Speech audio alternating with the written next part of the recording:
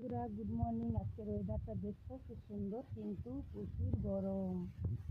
থাকা যাচ্ছে না রুমের ভেতরে, এতটাই গরম। আর আকাশে তো মেঘ ঝুলে আছে, আকাশে কিন্তু প্রচুর মেঘ আছে।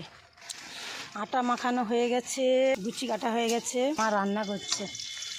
কি রান্না করছে মা? শাক ভাজা হবে রসুন দিয়ে। এই উচ্চ এত উঁচুতে রান্না করছে কি পুড়িয়ে দিয়ে? কী করবো, এখানে পায়ের নিচে পুড়ে রেখে মা রান্না করছে, এতটাই উঁচু। ঘুগনিটাও মা আজকে রান্না করেছে, এক্ষুনি খাওয়া হবে। মা খেতে বসছে। বাবা তোমাকে এই ফাটা গামলাটাই দিয়েছে, এই গামলাটা দিয়েছে। আমি বকছিলাম মেয়েকে, শুনেনি, তাও দিয়ে দিয়েছে।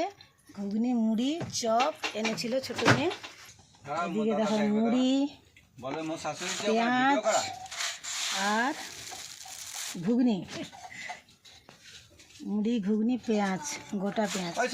আমার একটু মুড়ির সঙ্গে ঘুগনির সঙ্গে পেঁয়াজ না হলে চলে না।